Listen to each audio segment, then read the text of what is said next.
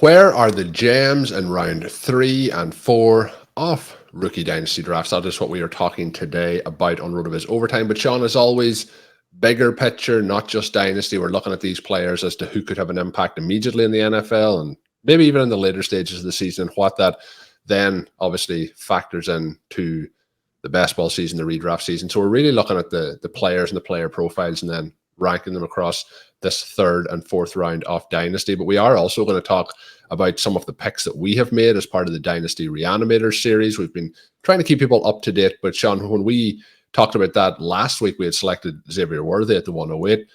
We were at the 202. We did the 2nd round. We talked through all the players of the 2nd round, but we were kind of saying, well, maybe we need to go back to the trade block here again and try and move this pick. We had a few suggestions of what to do, but we ended up, the trade didn't happen. We stayed in place. Sean, we did talk about the player that we had originally wanted when we were at the 108, if we waited to the 202, and that was Bo Nix. So that is the player that we ended up taking in the 2nd round. We then had 2 picks in round 3. We did trade back in the middle of round 3 after some of the selections that we were eyeing up that we will talk about in today's show.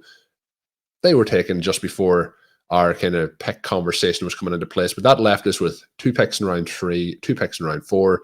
We'll be talking about those names today. And who knows, Sean Siegel may be giving some hot takes on how great those players are going to be in 2024. But Sean, we have had a little bit of time to digest the 3rd and 4th round. We actually were kind of reminiscing back on, the decisions and the thought processes on these picks, before the show today, but we are still not through the 7th round of this draft. So it is, a long process, but an enjoyable process going through these rookie drafts. And I'm sure lots of our listeners are going to be going through their rookie drafts across, multiple different platforms, the FFPC, it could be their home leagues, all those good things, but lots of fun conversations still to have and to kind of continue to digest it and work it into, the entire overview of the fantasy football season, not just in Dynasty. So how are you feeling here Monday the 13th of May as we kind of start to move through that draft season? And funny enough, I did get a reply after we did our show on Friday where we suggested some off-season projects or hobbies that people could have. A couple of people, Sean, suggesting that they were not expecting knife throwing to be one on the list. But I should have knife throwing. Sean, how are you on this Monday? Good. Did we get any professional knife throwers respond that they could give us some tips? Not yet. I'm still waiting on those. But Sean, it is only 3 days since the pod came out. And the one thing I will mention at the start of this, I'm always blown away by how quick people will message, with something that happened on a podcast that is literally, I'm like, how did you even have time to listen to this? It's only after being released. But no knife throwers yet or no fire breathers. Get in touch. Yeah, sometimes, you send me notes from responses where I'm like, I didn't think that episode was out yet. So we appreciate the enthusiasm. That's really, really cool. Again, if you have other suggestions of, they don't have to be wild and crazy, but unique hobbies, things that people should get involved in, maybe we'll feature that on a normal show. Maybe we'll feature that on one of the Q&A shows. We're interested to find out what you guys are doing in your spare time, especially if it's something that not everybody else is involved in. Colm, you mentioned that the discussion today has ramifications beyond just rookie drafts. Yep. We know there are a lot of rookie drafts that'll still be out there. People will be drafting throughout the summer. That's one of the reasons why we're doing the show. But also new startups are going on, and where you're taking the rookies is very relevant in that. FFPC has new Empire-styled drafts you can do startups for. Obviously, the RV Triflex format has startups going all the time. And then Colm, as I just recorded with Peter Overzet for the Best Ball Banana Stand, we talked about some ways in which Dynasty Insights can make us better best ball drafters. So I'll make the pitch again. Sign up for that feed if you can, if you're interested. It's a lot of fun, but the names that we're going over today, don't get too locked into, where specifically they are maybe in rookie drafts, but the bigger picture of how we're evaluating these players. Colm, you mentioned that we couldn't get away from that Bo Nix pick. You also titled one of our shows, "We Made These Big Mistakes When We Were Perpetually Reloading." And I do think they were mistakes. So I love that title. I love the way the team worked out, right? Because we have Xavier Worthy and Bo Nix, which were maybe the two main targets. And Colm, off-season puff piece mode is in full effect. It sounds like Xavier Worthy is the fastest man alive. The Chiefs couldn't cover him in minicamp. It sounds like Bo Nix already looks like the second coming of Drew Brees. The picks get that gold jacket ready. I mean, if you had one practice and you looked okay, people have to be very excited about where these guys are. But yes, as we move into round 3 here, I do think that this round is fun, right? The round that you have to dominate is round 2. That's the round where we loaded up on Sam Laporta and Rashee Rice last year. We are excited, confident, or at least hopeful that we're going to hit on some of those guys in round 2 again this year. But round 3 is where we load up on a lot of these rookie running backs and get that depth that becomes so crucial. And you get these guys who are going to generate some buzz. Maybe not every single one, but if you have like the 2, 3, 4 picks, you get multiple players. And, we're certainly not suggesting that every listener needs to be playing 5, 6, 7 Dynasty leagues. We know there are some listeners out there probably playing 50. I mean, people do like Dynasty. But if you're playing in a handful of leagues and you get 3 picks in the 3rd round in most of them, then you can get a lot of these guys covered in a way where it's not just creating a portfolio. It is still targeting the players who are likely to make some jumps. But Colm, we did sort of a pick by pick look at round 2. Round 3, we might do a little bit differently. One of the things, we have good ADP now from these drafts in the RotoViz Dynasty ADP tool. And the 2-3 turn is fascinating because we have the receivers there. Troy Franklin, the 212, Roman Wilson, the 301, Jermaine Burton, the 302, and Jalen Polk, the 303. These names are interesting because they went in some very different places in the reality draft and went into situations then that are also very different. And this was an area that Bjorn and I were really focused on because we had a variety of picks here and we wanted to try and create wide receiver upside. We had a draft where it wasn't a complete punt, but we did perpetual reloading right from the beginning, and we moved down, and we had an obscene number of picks in this year's rookie draft, but then you still want to position yourself properly and move through the draft in the right way.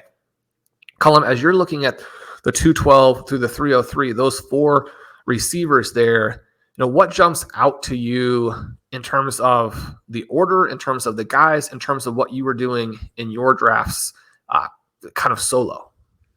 So the actual ADP is quite different to the way our league played out here. And some people might find that across their leagues as well, in terms of, the running backs a little bit earlier by ADP and a little bit later here in ours. And then the running backs that were going in the back end by ADP a little bit earlier in ours as well. So it did become quite this particular draft example, a heavy running back zone. But when you get into the wide receivers, I think all options here are going to have, people are going to have certain aspects of the profiles of these particular players that they do like, and then the other part that you mentioned there is there's a lot of these scenarios that when we look at what the NFL teams actually thought of some of these players in terms of the draft capital that has gone into them and then the situations they have landed in,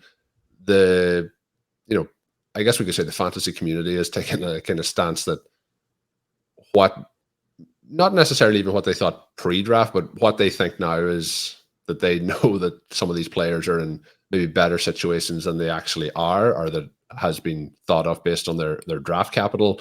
And it's going to be interesting to see over the course of the next 12, 18 months how that actually plays out, whether the draft capital that's invested in these players by the clubs or the franchises themselves is going to actually impact the opportunity, or if their talent wins out either way, and that leads them to a promising spot in the depth chart or the target list.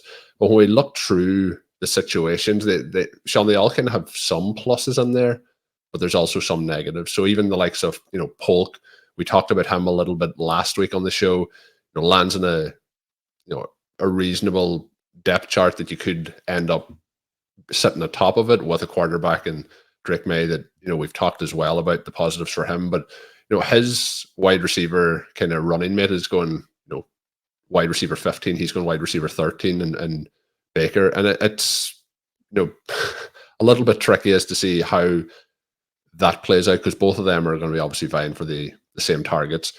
And when they're as close as they are, we talked about, the opportunity that the second guy there in that list, we talked about the Patriots depth chart on the Friday edition last week. There's a chance that he ends up being the one to rise to the top. We get, the situation with Wilson and the Steelers. Sean, how are we feeling? we thought we had got away from, the head coach that we didn't want in the NFL, and Arthur Smith, but he is there now. But there is an opportunity opened up for him with Deontay Johnson now being at the Panthers. So there's intrigue, but there's also the quarterback questions, the play caller questions. So there's really a lot of, in terms of range of outcomes, a wide range of outcomes, and the same for Burton and what his opportunities will be. Obviously, now we get Tyler Boyd no longer in town. He's moved away. But I think there's kind of a wide range of outcomes for all of these guys. Based on price, Javon Baker's probably the guy that I would rather have. And then the next name is Malachi Corley, who's obviously with the Jets in a pretty decent depth chart situation. But again, question marks around what his impact at the NFL level will be. So we talked about some of the players last week with, the question marks or the flags, red flags potentially around them. But this zone of wide receiver, it feels like there's a wide range from, future potential star in the NFL to, 2 years down the line that these are guys that you don't even want in your dynasty roster. The names who I think have been the most controversial here are Roman Wilson and Jalen Polk. To an extent, not that surprising, because we are aware of what the red flags were with these players, in that Wilson is a late breakout guy who, even in that breakout, wasn't necessarily the feature player from a route perspective there at Michigan. Very specific things that he does well. Will those manifest with the Pittsburgh Steelers? Anytime that you're going into that situation with both QB questions and coordinator questions, you're going to get knocked down. And he's the person who can really fall. So, for example, in our draft, he fell all the way to the 307. That's a bit of a surprise when you have that 301 ADP. And it does help us understand where some of the tier breaks are, in that the 209 and 210 are Jalen Wright, Marshawn Lloyd. Those guys are going to very, very rarely fall beyond the second round, and certainly not deep into the third round like we got from Wilson.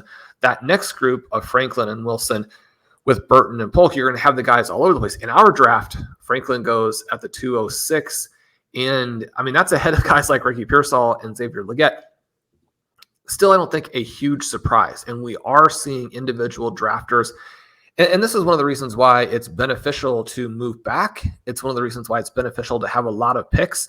But you're going to get stuck in some situations where you can't do either of those things, where you simply moved some of those picks, or you haven't managed to acquire multiple picks for the round, and then you can't move. And so you're sitting there and you're like, I could probably get Troy Franklin lower, but that's not where I'm picking. And he's easily the highest guy on my board. I should go ahead and take him. And I think that when a drafter is in that situation, yeah, you should go ahead and get your guy. So Sean, you mentioned talking about, the accumulation off the picks. The third round was somewhere where we had the potential opportunity, as we move into the running backs to have a conversation around here, where we did have some picks available, but we were sitting at the 307. We're hoping that a certain running back might fall to us. There was two kind of names in particular. They both go the 304, 305 in our draft, and then that leads us to moving back, and that is where Roman Wilson was actually selected in that draft at the 307. Then we ended up with the 310, 312. So we had some opportunities then to pick, some targets that we thought that might continue to slide, that would not have really necessarily had to be taken at the pick if we had still stayed in place. So the players that we were kind of interested in were Kimani, Vidal, and then Bucky, Irving was also kind of the two players. And we know Sean has liked Irving. We've talked last week about the situation with the depth chart and San Diego in Los Angeles with the Chargers. So when we we're trying to make the selection. They both go 2 picks before. There is veterans involved in this draft. Ezekiel Elliott also went off the board. But when we're looking at these running backs, Sean, those 2 names in particular, Ray Davis is going as the running back 7 at the 308, sorry. Then you get Estime, then you get Tyrone, Tracy. They kind of are paired in there to, a nice bunch, I think. And, sometimes the guys who are going at the late end of the second round and Jalen Wright, Marshawn Lloyd, they may slide in to the third round range. So it's quite a heavy running back round in these rookie drafts. And for example, in our draft from the 310 through to the backwards through to the 210, there was 7 running backs that went off the board in those selections. So very heavy running back zone. How are you feeling about the ADP versus what we've seen in our draft and how the players are ranked for you? And then as it played out for us in this particular draft, we moved back, and then there's a different name that we'll get into in a moment that's just got a couple of picks into the 4th round that we'll discuss that we took. But that particular group of running backs, is it kind of Irving that is your key target there each time? How are you playing those depending on where you are on the board? Yeah, I managed to get a very meaningful share of Irving, and I think I hit on how this was going to work out in the top 50 rankings, where in the when to trade down section, I mentioned that in trade value agnostic rankings, I'd have him about 3 slots higher, and I have him at the 302. So I would move him ahead of Blake Corum, Jalen Polk, probably keep him behind Ricky Pearsall there, but that you can probably get him about a half round lower. And that is where the ADP has kind of solidified, and he's going at about the 309. The surprising thing for me, I think, is that he's behind Kimani, Vidal, because they're drafted in such different ranges of the draft, and there is a different number of people that Irving is realistically competing with. Now, I mean, maybe there's an element where the backups to Rachaad White are still in the mix, and the Irving just simply goes into that group. But that would not be my supposition based on his profile. I think there might is picked and based on who those guys are. Yeah, there's a potential as well that with the fantasy points that we've seen White put up last year, that maybe people are also thinking that he's a clear starter and quite some distance ahead of those backups, rather than with the Chargers that somebody could work their way into being the starter. Yeah, and part of my thesis for Irving is that he actually has a situation where he can win the starting job there. For Vidal, you have this situation where it's probably a 3-way committee, and that is always problematic. And yet, if you can win the starting job, which is part of our thesis, I thought that ranking him around the 307 would be enough to get him, but it hasn't been, right? His ADP is 306. You see him go earlier that a lot of drafts. And in our particular draft, when Irving went at the 4 and Vidal at the 5, then we made the decision to trade down, because that would allow us to be in a spot where you can get 2 of the players that you want. Now, probably we would have been able to get the guys that we wanted anyway, because the second player that we wanted was going to be Devontez Walker, and he ends up at the 406. And as a result, I do have him, I think, in 100% of my drafts, which I like, because this is the area of a draft where you do actually want to go ahead and very much stick to your guns. And if you are right, then you have a difference-making and franchise-changing piece everywhere, which is kind of the point that we had, even though it was a little bit more expensive with Laporta and Rice last year, is that it doesn't just change the one draft or the one team. It changes every single dynasty franchise that you have, and it can completely revolutionize everything that you're doing there across your teams. So that portion, I think we want to be aware of. In getting a lot of picks helps us diversify in the other slots where we get 100% of that one player. But when we look at Irving, when we look at Vidal, he's someone where people have definitely been willing to throw out the actual reality draft slot, and they've been willing to throw out the small school element to his profile. I think that you should do those things. I'm just surprised and I think impressed that the entire community has also come to that conclusion. I think that he's a better prospect than a lot of the teams realized. When you look at running backs specifically, it's hard for me to argue for some of the guys that went between him and that run that we often talk about from like the 120 to the 130, where the guys in that run, where you get Wright, Irving, Shipley, Davis, Guerendo, and Braelon Allen, I think that makes sense. Once you get into this group where the Ravens are drafting Rasheen Ali, where you have Keelan Robinson go to the Jaguars, where you have the Jets make their third pick, those selections I think are a little bit more difficult to justify. And certainly the next couple of guys who come off after him as well, you're thinking, Jawar Jordan, for example, to the Texans at 205. Yeah, they don't spend hardly anything, but it's hard to see how they've added a piece that's more than, say, a deep practice squad piece. Hopefully I'm wrong, because I'd love for him to be successful. We're not rooting against any of these guys. So you look at that middle of the third round then, I think it is very fertile for coming up with these names. And the other player who then did go, and that is also what we're seeing from ADP, is that Tyrone Tracy jumps in there. His ADP 310, he was picked at 308 in our league. Some red flags, some things he's going to have to work on, and yet the upside there for me, when you contrast it with the other back who is right in that range ADP-wise of Audric Estime, you just don't have to beat out nearly as many people. All of these Denver Broncos running backs now are dealing with essentially a five-way battle, and I think you should get pieces of it, and you should certainly get the pieces that you like. And so if you are very high on him, the price is in no way insurmountable. You can spend a pick at the edge of the third and fourth rounds.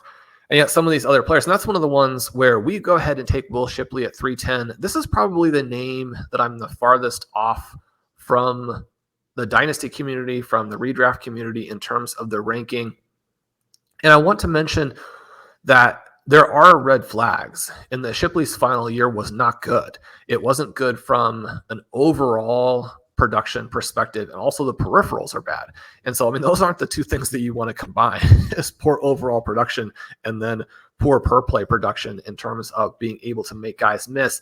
But I do think that we want to look at the overall profile for him to see the athleticism, to see some of the things that he did in the first 2 years, to understand, what the pedigree is, to understand some of the things that were happening specifically with the Clemson offense, and then to look at what the Eagles said about him by where they picked him and the guys that they selected him ahead of, despite the fact that they had added Saquon Barkley. So this, again, for me is one where, yeah, you do have Kenneth Gainwell on that roster. We know that in the past they've liked him, but to me, when you think about how poorly Gainwell played when he was spelling DeAndre Swift last year, this looks like a situation where the Eagles are saying both of those guys hurt us. Neither one of them did what we needed them to do, and we want to address that, not just with Saquon Barkley, but with another dynamic player. I guess part of the thesis for Shipley is not just the athleticism that he brings, and I think the athleticism specifically plays up in that offense, right? So when we look at the strengths and weaknesses of being drafted into a Philadelphia Eagles offense, it really cuts both ways at the running back position, because you lose a lot of the high value touches, both at the goal line and in the passing game, but the per play dynamism that we can expect. Shipley is a guy with elite athleticism. And if you're going to open these gaping holes, he's going to run through them, right? We're going to get a lot of what we wanted from DeAndre Swift last year. I think that when you have a player like a Saquon Barkley who's had injury issues and doesn't play to his name anymore, now that could change. One of the things with him getting to go to the Eagles is that now he should have some holes. But when you have a player who is overvalued because of name, and you have actually a relatively thin depth chart on an offense that is explosive, I think that you want to attack that, as opposed to say, there are some red flags, especially when you're getting these prices. Because even if you are overvaluing Shipley by 6 picks to a full round as it relates to ADP, you still don't have to pay that much, right? And then not having to pay that much is a key part of this particular thesis. So as is the case for Walker, Shipley is the other player that I have in basically every draft. And when we're playing, certainly for best ball, this is the season that matters. When we're playing for Dynasty, specifically at the running back position, this is often the season that matters. If you're playing in a shallower format, like the FFPC leagues, this is the season that matters. But I do want to point out that the rest of the guys going in this range, not across the board, but when you look at names like Davis and Tracy, players who have this possible first year thesis that is so intriguing. When Saquon Barkley's contract expires in 3 years, Will Shipley is going to be the same age that Ray Davis and Tyrone Tracy are now, right? And so you buy the extra years, but you also want to keep in mind that the younger players historically have been the ones who exploded on the scene at the NFL level. So the readiness element actually tilts to the young guys. All of those things combined make what happened here for us at the end of round 3, where we take Shipley at 310 and take Walker at 312. This is how we wanted to play it. And this element of kind of trading back and trading up at the same time, I think that sometimes when people are looking to move down, they're looking for too much in exchange. And as a result, all the offers get declined. In one of the offers that I made in this past week, I actually was willing to move down further on the front side, the more valuable side than I got back when I moved up with the lesser picks. But again, you're looking at where are the guys actually going to go. And if I have 4 guys either at the same value, or I think the actual order should be different, so I'm going to get my guy at the end of it, then even if you lose the trade, if you're able to move back up in the subsequent round just enough so that you hit on the end of a tier, or you have kind of the one guy that you think has the extreme upside, whereas everybody else, you're like, I don't see how these guys are probably really rosterable. I mean, it's not that they couldn't hit. We know, I mean, just last year, Puka went pretty consistently in the 5th, 6th, 7th rounds. And, if you ever want, any reason to stockpile and to make those selections, it's that, just last year we saw that they can hit. They're probably not going to, right? But if you can move up and get the guy that you want, even if you lose the trade, go ahead and do that, right? Don't be the person who's like, I've got to win everything, or I've got to, sometimes I hear from other managers who are trying to put together trades that they want everything to be balanced based on trade calculators. And my response to them is usually just like, that's going to limit what you can do, right? Because every time that you try and balance something out, you include pieces that maybe don't work for the other manager. If you don't actually need that thing, then don't try and balance it out. Accomplish your objectives. Don't get caught up in what trade calculators are telling you.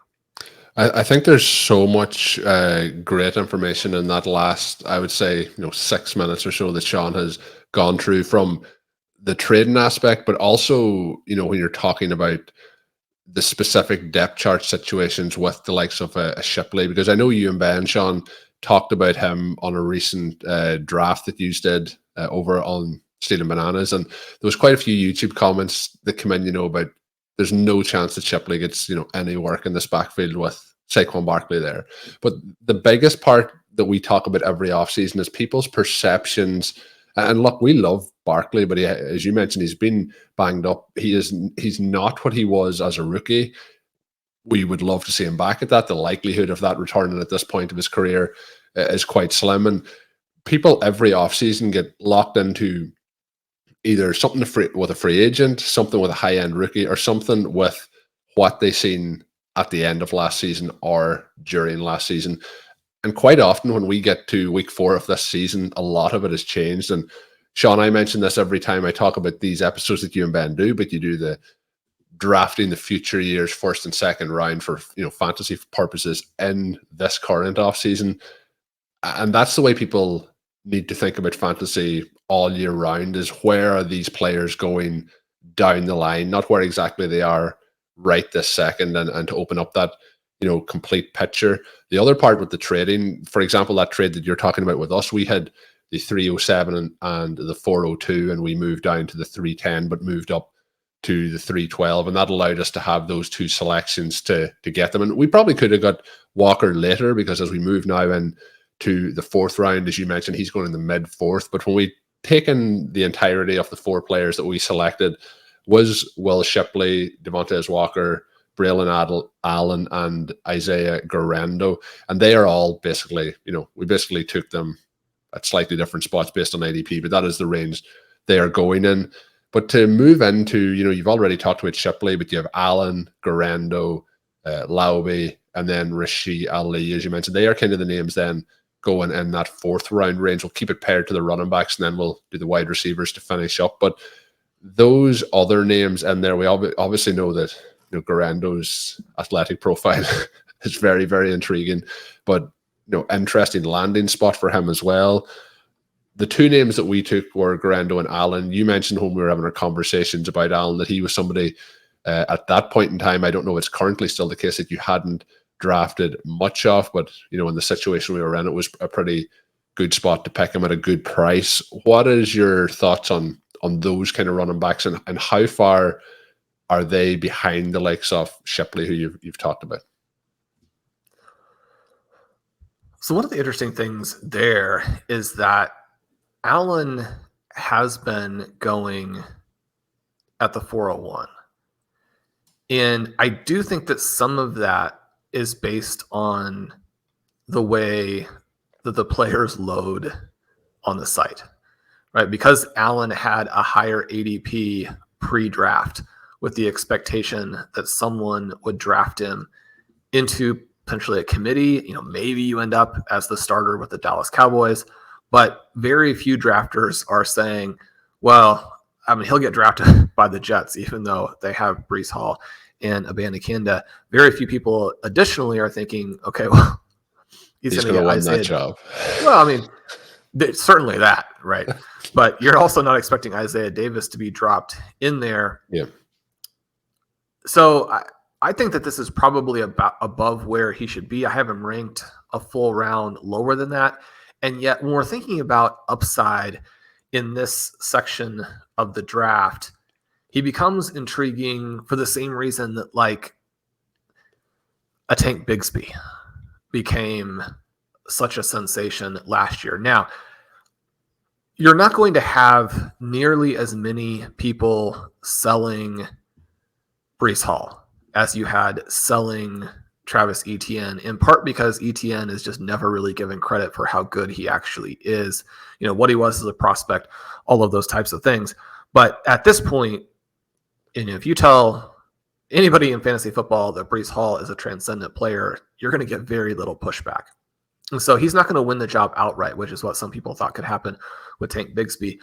But this offense, if the QB, the coordinator, the decision makers end up running it in a similar fashion to some of the things that they did in Green Bay, then the second guy will have value. And I think that we can get an insight into the type of value that the organization expects that role to have because they've simply used so many picks to address it. Now, the picks were not extremely valuable picks, but you've got all of these other positions. You've only got so many selections in a draft. Even the late round picks you don't want to throw away. There have to be other people on your board who stand out as potentially being exciting at the tail end. If we have this as an Aaron Jones and then the backup kind of guy, as we saw throughout Rodgers' tenure there with, some of the same coaching pieces in place, then Breece Hall couldn't score at the levels that we need him to justify his redraft ADP.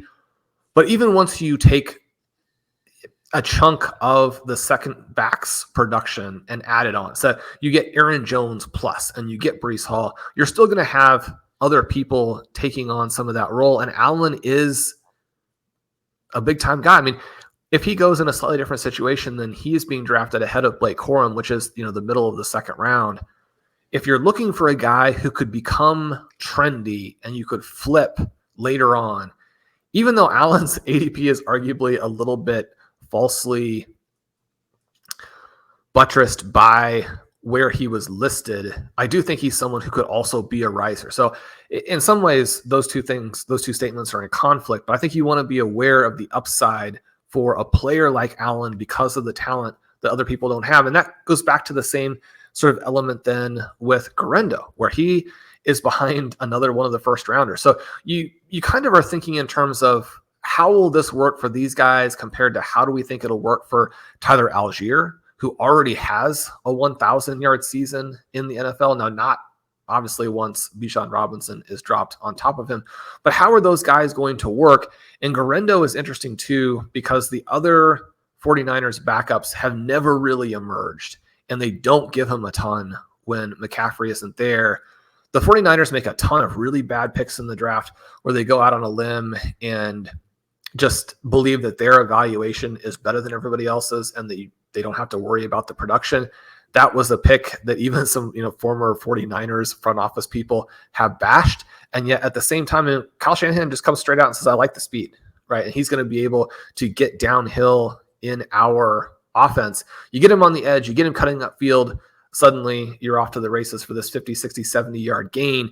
He was not as good a player in college as a Devon Achane, and yet they're going to be asking him to do similar kinds of things. People see him as this big back, but really he's a small back who happens to weigh a lot, but he's a small, fast, explosive player, right? And if you get him on the edge, you get him in space, the idea that you couldn't get multiple long touchdown runs, I mean, that doesn't really square with what we know about him and what we know about how this team works. So when we're drafting in the middle of round 4, you're looking for a thesis for a guy where it completely changes midway through the summer, or it completely changes in August. You certainly hope that those starters don't get hurt, and you hope that they don't get hurt early, if they do at any point. I mean, you're certainly hoping that we're not talking about week 1. These guys are going to be valuable. That would be pretty devastating, but there is some standalone value. And then the contingent upside, absolutely massive.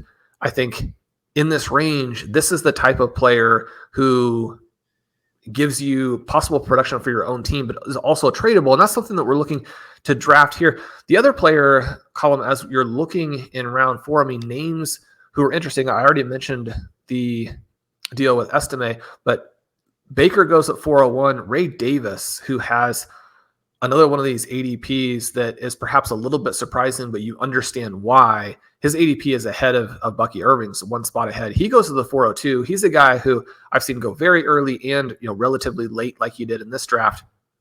It would have been interesting for us if we weren't locked in on Walker to go that route. When you see names like Baker, Davis, Estime, Allen, Guerendo in round 4, the thing I would just mention to listeners is try and figure out how to accumulate those picks. Most of them are not going to pay off, but they are chips that allow you to get other trades done. And I think that sometimes when we look at hit rates, it can obscure the fact that maybe a player doesn't hit, but that player can do interesting things for you.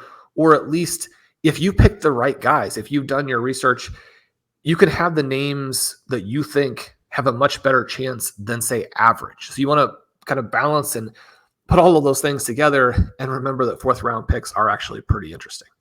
Yeah, when we move further, into the conversation around the 4th round, there is some potential interesting wide receivers. We mentioned drafting Walker ahead of his ADP, which is in that mid-6th, but we take him at the back end of the 3rd. But look, McCaffrey by ADP going in that selection at the back end of the 3rd. But then you get Jalen McMillan, Malik Washington, Devontez Walker, and Brandon Rice as you move through that round, kind of equally spread out throughout it.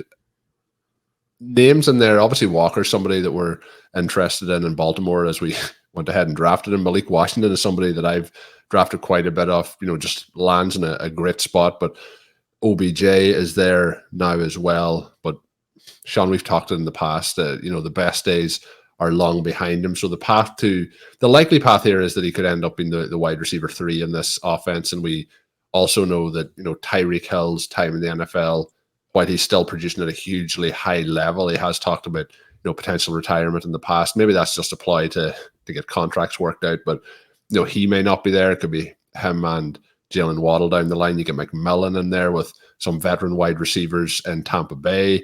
You get potential pass to playing time for Rice and McCaffrey. What's your thoughts on that group of wide receivers? Who stands out for you among them? Well, I like Washington a lot. I think McCaffrey is interesting to see how they will run that offense. But Colm, I want to close this show for the people who are hanging in with us at the 40-minute mark by giving just a little nugget from this Devontez Walker article.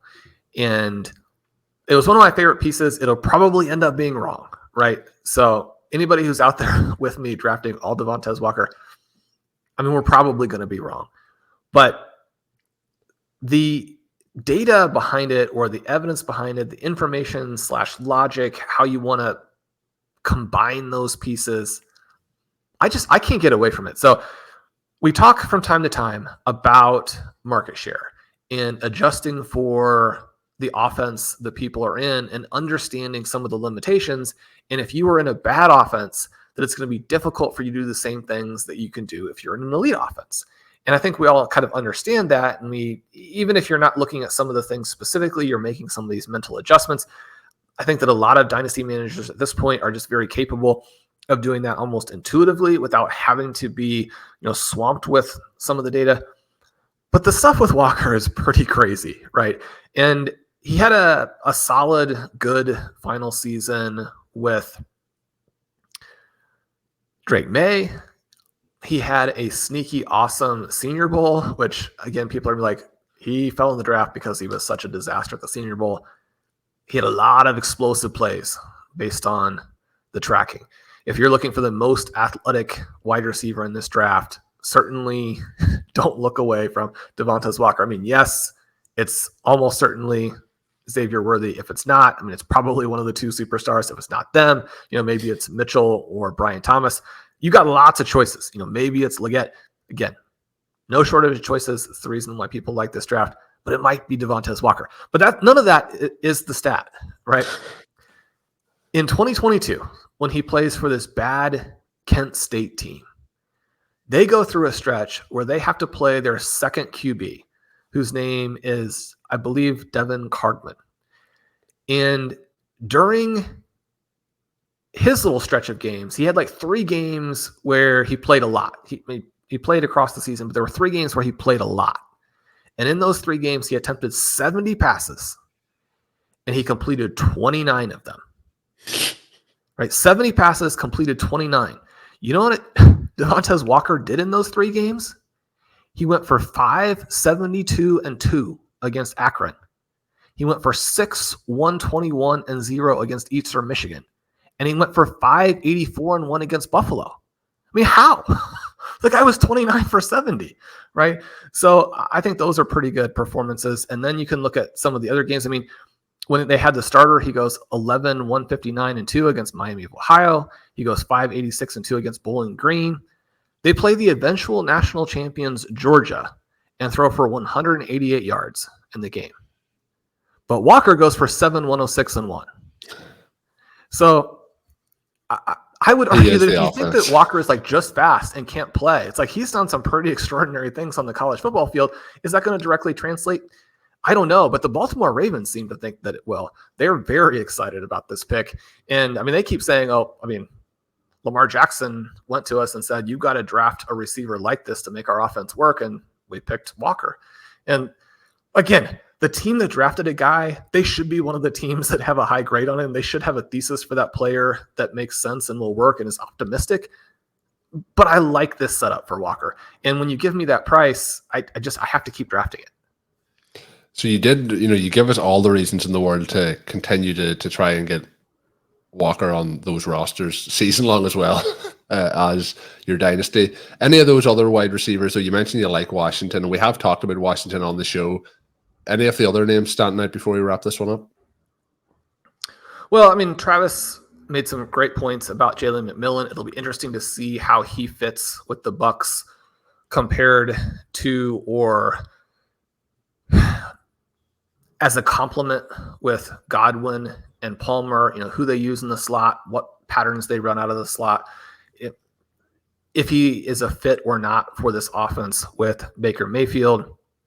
And then as we get a little bit deeper, Colm, I'm excited to jump into our next show. So the next one that will be coming out, we're going to talk a little bit about round 5, which there may be some listeners who are like, man, I had a hard time getting through round 4. But again, I mean, these are the guys who could be Puka for you. Probably won't be, but the guys who are really interesting and free. You want to know who the best free players are, but then we're also going to do some Dynasty Reanimator stuff. We're going to do some hotter takes. We're going to do some yes or no on all of the trades that Colm has made for his Dynasty teams as he went through his rookie drafts. We got a fun mix of topics. We've got some listener questions, a good startup question that people are wondering, how I should put together like the best league with my friends, coworkers, college buddies, what have you. All of that will be in the next episode. Sean with a perfect segue, perfect tease as to what we are going to do in that next show. So I don't need to do anything to finish off of this edition other than say, my name is Colm Kelly. You can follow me on Twitter at Overtime Ireland. My co-host is Sean Siegel. Check out all of Sean's work up on rotoviz.com. And until next time, have a good one.